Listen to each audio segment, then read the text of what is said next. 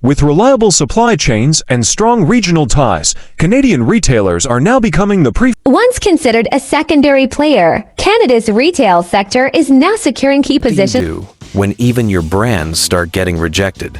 In 2025, 7 countries made a quiet but devastating move. They didn't break alliances. They didn't cut diplomacy. They just replaced American stores with Canadian ones. From fashion to fast food, American chains are being kicked out, closed down, or quietly avoided. And not in rogue states, but in strategic, global economies. Australia made the first move. Saudi Arabia followed. Even Vietnam, once flooded with US logos, started clearing shelf space. But it's the 7th country that changes everything. A country where US culture once dominated the street, the mall, the mindset, and now it's gone. So the question isn't who turned away, it's why they all did. Number 1, Australia. Not a rebel, not a critic, but a loyal friend who's decided to change how its cities look, how its malls feel, and what its next generation grows up wearing. And it starts with this. The American look is no longer in. In 2024, retail analysts noticed something strange in Sydney, Melbourne, and Brisbane. Foot traffic in American brand stores was down here. Australian influencers stopped tagging US labels. New shopping centers in Perth began skipping US franchises altogether. At first, people thought it was a trend. But behind the scenes, it was a shift in trust. American retail giants like Gap, Foot Locker, and Chili's started quietly closing locations. Landlords cited lease restructuring.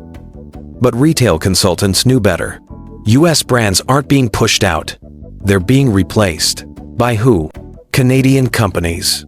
In early 2025, Aritzia, a Canadian fashion house, signed a deal to anchor 6 new malls across major Australian cities. In the same quarter, Canada's Tim Hortons opened its first locations in Sydney and Adelaide, taking over former Starbucks leases.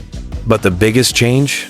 Canadian e-commerce platforms like Sins and Shopify-powered retailers began dominating Gen Z shopping behavior across Australia.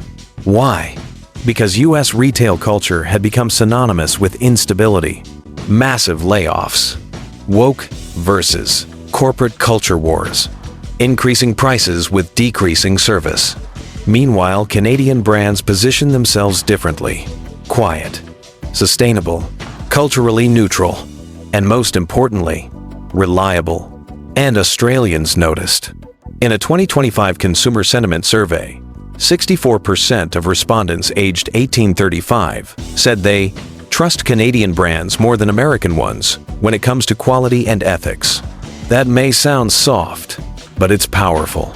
Retail isn't just about product, it's about identity. And for a country like Australia, strategically aligned with the West but culturally independent, that identity was drifting away from the American aesthetic.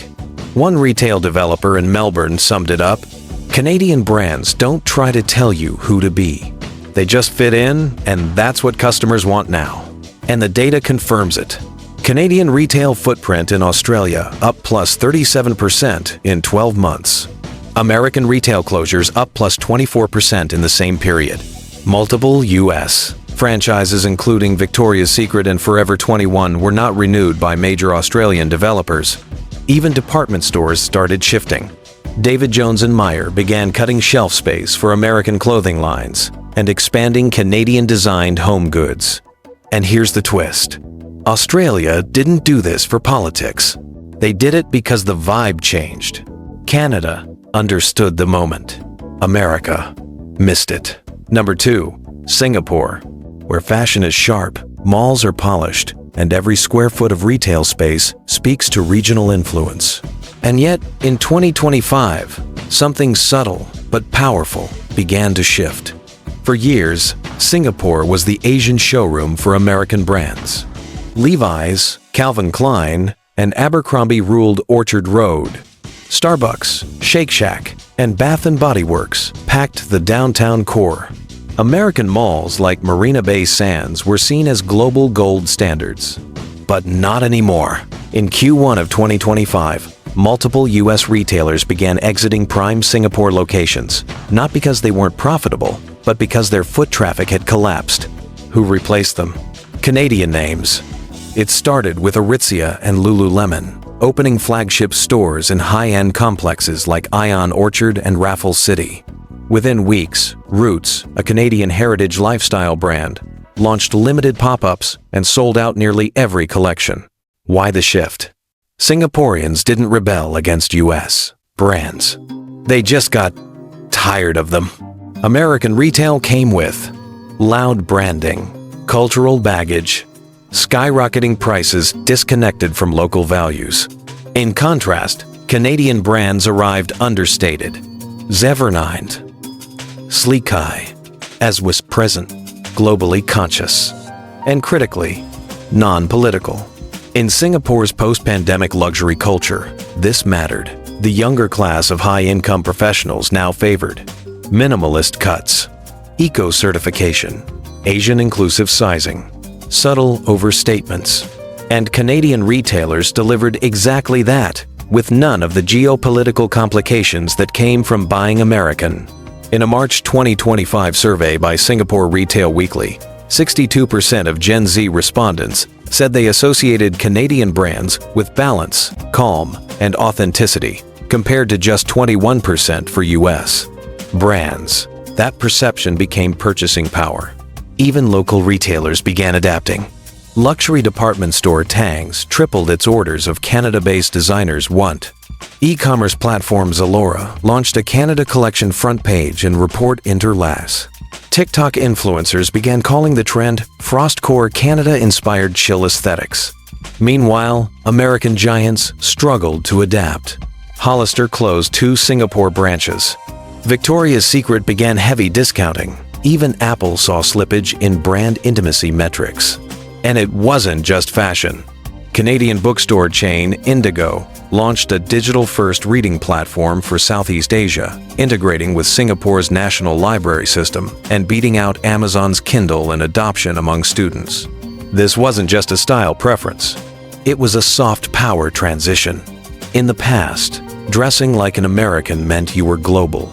In 2025, dressing like a Canadian meant you were smart, steady, and ahead of the curve. As one Singaporean fashion editor put it, American retail screams identity, Canadian retail whispers value, and in a city where status is shown, not shouted, that whisper is loud enough. Number 3. Saudi Arabia, where malls gleam under desert sun and luxury brands once arrived by the crate, mostly from America. But in 2025, that stream began to dry up. Saudi Arabia, long seen as a loyal consumer of U.S. fashion, fast food, and lifestyle chains, is now clearing space for something else. And in many cases, that something else comes stamped with a red maple leaf. It didn't start with a political protest. It started with a rejection of inconsistency. In 2024, several high-profile American brands became entangled in U.S. domestic culture wars, boycotts, and social controversies. Saudi officials and retail operators began receiving backlash for hosting brands now viewed as morally unstable by the kingdom's conservative base. But rather than ban them publicly, Saudi Arabia took the quiet path. Franchises weren't renewed. Store leases weren't extended. Social media campaigns simply stopped promoting them. And then came the Canadian entrance. By Q1 2025, Canadian cafe chain Second Cup replaced several former Starbucks locations in Riyadh and Jeddah. Montreal-based Aldo Shoes expanded into 12 new Saudi malls, taking over prime storefronts previously held by American names. Even Canadian grocery brands like Loblaws President's Choice began popping up in high-end Saudi supermarkets, offering imported private label alternatives to traditional U.S. produce staples. And the most remarkable part? Customers didn't complain. They embraced it. Saudi Arabia's booming Gen Z and millennial class, tech-savvy, status-aware, but increasingly cautious about Western noise, found Canadian branding more neutral, less political, and strangely, refreshing. In a retail survey conducted by Riyadh Trends magazine, 58% of respondents under 35 said they viewed Canadian brands as cleaner and calmer than American ones. 44% said they had stopped visiting U.S. franchise chains in the past 12 months. 73% expressed interest in shopping at new neutral global brands. Retail analysts in Dubai and Doha began calling it the North Shift, where purchasing power was drifting from American labels to Canadian ones. Behind the scenes, Saudi retail developers noticed too. In a leaked investor memo from one Riyadh mall operator, U.S. brands bring attention. Canadian brands bring stability. Our risk model now prefers the latter, knows. And so the transition began. Some changes were visual. American signage quietly removed from front-facing plazas. Canadian brands replacing U.S. icons in digital directories. Others were systemic. Saudi logistics firms began importing more Canadian goods via Mediterranean shipping routes. Canadian food safety certifications were granted expedited recognition in Saudi Arabia's import system. And then came the clearest signal yet. Saudi Arabia's sovereign retail fund, once invested heavily in U.S. brands expanding into the Gulf, reallocated 12% of its capital toward Canadian retail franchises in early 2025. That may sound small until you realize it's worth over $900 million USD. This wasn't rebellion. This was repositioning. As one Saudi commerce official told an international business forum, American brands bring prestige, but prestige without consistency is just noise. Canada brings quiet confidence, and that's what our consumers are asking for now. Number 4, South Africa. A cultural melting pot, a retail battleground, and once a playground for American brands. But in 2025, it's not the red, white, and blue that's expanding in Johannesburg and Cape Town. It's red and white, with a maple leaf. For years, South African malls and urban centers were dominated by American retail. Burger King, Nike, Levi's, KFC, Apple resellers. Malls like Sandton City and Canal Walk look like carbon copies of Florida or California. But then, something started to change. It didn't make headlines. There were no protests, just empty shelves, closed stores, and new signs.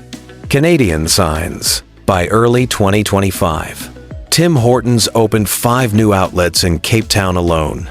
Roots, a Canadian heritage brand, launched its first ever African retail partnership. Canadian home goods companies like EQ3 and Simons began supplying local chains, replacing former U.S. distributors. What caused the shift? It wasn't anti-Americanism. It was economic fatigue.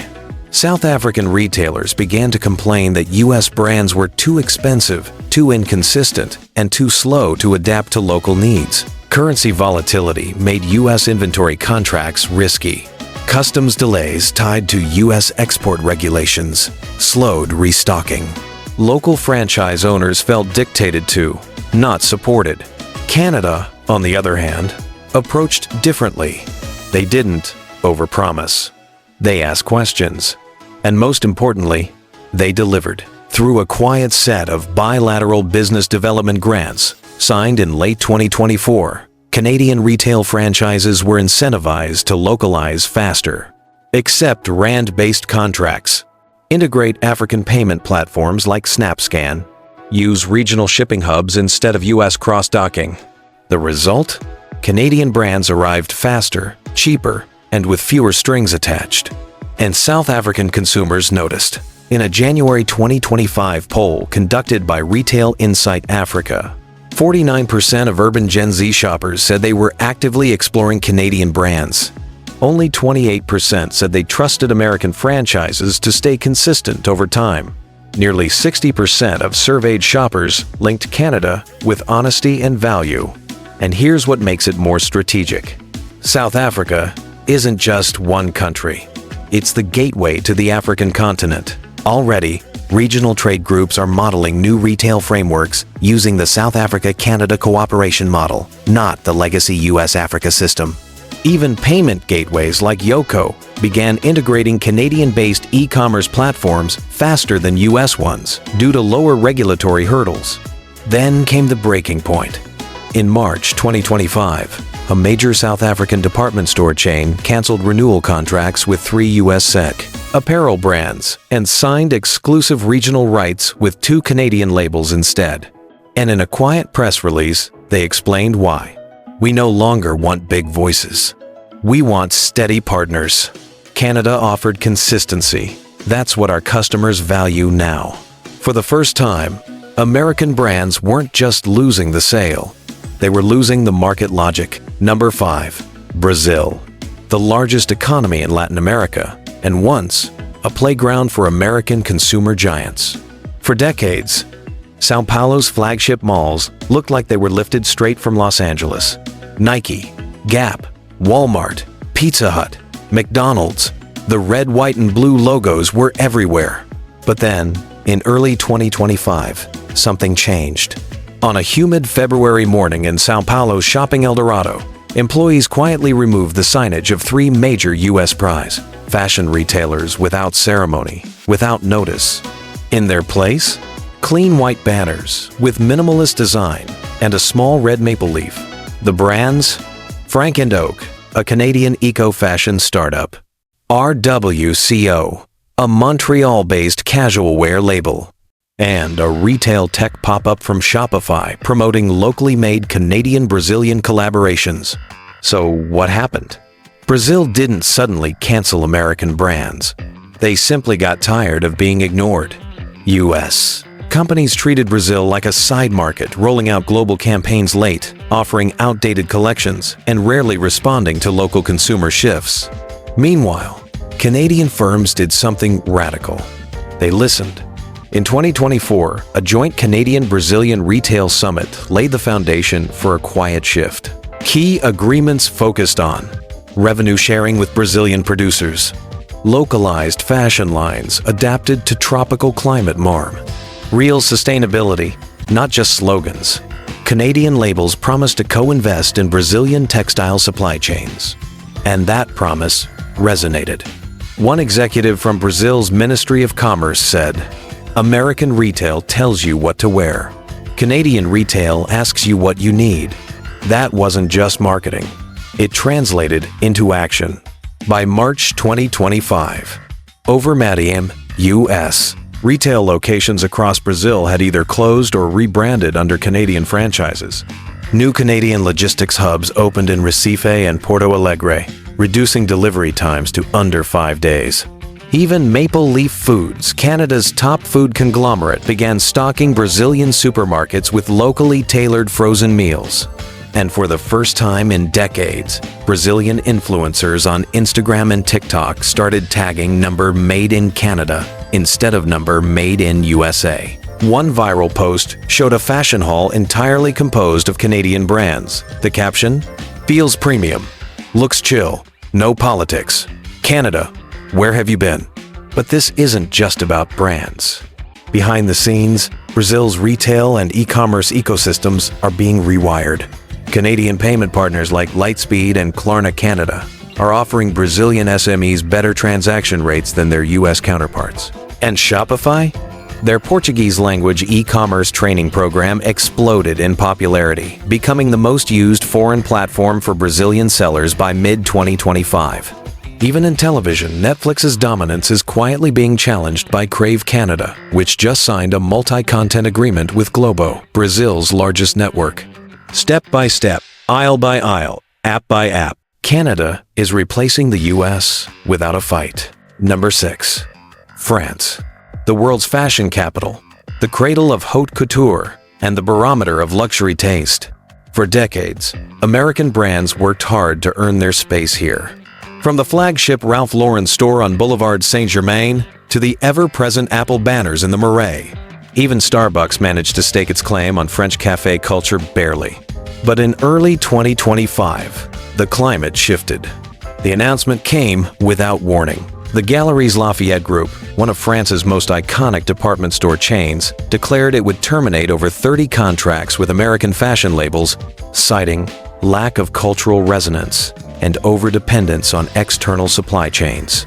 That same week, Canadian fashion house Smythe unveiled its spring line in Paris in a joint show with the French-Canadian Cultural Council.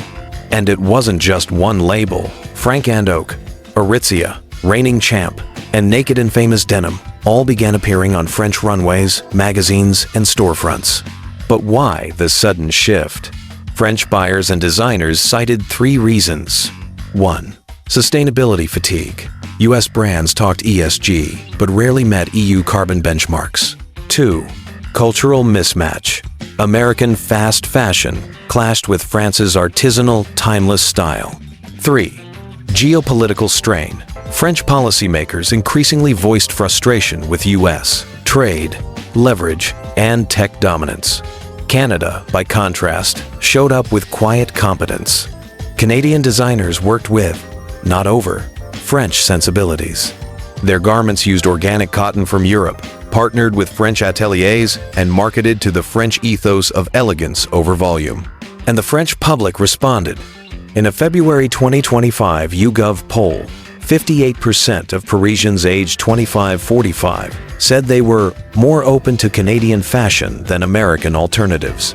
Only 18% still saw US brands as culturally compatible. Meanwhile, French luxury retailers like Le Bon Marché began highlighting Canadian ethical sourcing stories in their window displays. Made in Montreal, tailored in Lyon, worn in Paris. Even French President Emmanuel Macron made a remark during a 2025 bilateral summit with Trudeau. France always favors style. But now, we also favor sincerity. Canada brings both. Behind the catwalks, trade data mirrored the runway trend. By March, imports of American apparel into France dropped 23% year over year. Canadian fashion exports to the EU rose 61%, the sharpest increase in over a decade. And for the first time, Canadian textiles were featured in France's National Fashion Awards. Even French media took notice. A Le Monde op-ed read, "While America insists on global trends, Canada listens for local harmony. Perhaps that's why their clothes now hang in our closets." This wasn't just about clothes. It was about trust, taste, and timing. America lost the room not through arrogance, but inertia. Canada simply entered with respect. And in the end, France didn't shout. It chose. Number 7. The United Kingdom. The special relationship between the US and the UK has long been considered unshakable. From joint military operations to Hollywood BBC co-productions, and of course, retail dominance. Oxford Street, Piccadilly, Manchester's Arndale Centre. For decades, American brands like Apple, Nike, Levi's, and even Whole Foods have dominated British shopping districts. But in April 2025, a quiet reshuffling began. It started with Walmart's sudden announcement. They would shut down their last remaining Asda stake after ongoing losses and market tension with UK regulators. Days later, headlines broke. UK Retail Board signs strategic agreement with Canadian consortium. This new deal wasn't just about letting Canadian brands into the market. It gave Canadian companies long-term tax incentives, preferential access to logistics hubs, and co-location opportunities with British e-commerce giants like Ocado. That same month, Hudson's Bay Company signed a 10-year expansion contract to revive underperforming British department stores. Indigo Books and Music took over 12 shuttered Barnes & Noble UK branches. And Decathlon Canada partnered with UK universities to supply sustainable athletic wear for national programs. So what changed? According to insiders at the UK Trade Office, 3 key factors drove the pivot. 1. Geopolitical fatigue. British MPs were increasingly frustrated with US policy unpredictability, particularly on digital trade and AI regulation. 2. Economic pragmatism. UK retail boards wanted partners who would invest quietly, reliably, and regionally. 3. Canadian cultural fit.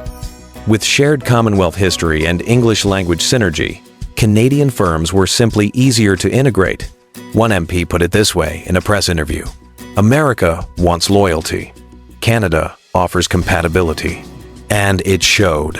By May 2025, over 200 storefronts across London, Liverpool, and Edinburgh had rebranded from US to Canadian companies. UK food chains began stocking more Canadian frozen and packaged goods, including plant-based lines from Maple Leaf Foods. Canadian digital payment firm PayBright partnered with UK fintech startups to replace aging American infrastructure. The public response? Surprisingly positive. A viral TikTok trend called "From Toronto with Style" showcased Canadian fashion, food, and books arriving in British homes. One popular influencer posted, "I always assumed Canada was like America Light. Turns out, it's just better designed." And in perhaps the clearest signal of all, a UK-Canada Retail and Innovation Summit is now scheduled to occur annually without American involvement. Not as an insult, but as a new normal. Trade routes aren't just shifting, they're settling. And Canada isn't the backup. It's becoming the blueprint. 7 countries. 7 quiet exits from America's retail empire. No sanctions. No protests. Just stores closing, contracts shifting, trust evaporating. And what replaced it? Not China, not Europe, Canada. Reliable, respectful, and ready to do business without drama. If the UK can walk away from generations of American partnership, if France turns its back on US brands in the capital of fashion, then ask yourself, what's next? How many more flags will swap red, white, and blue for a red maple leaf? Because when even your closest friends choose someone else, that's not just competition. That's a reckoning.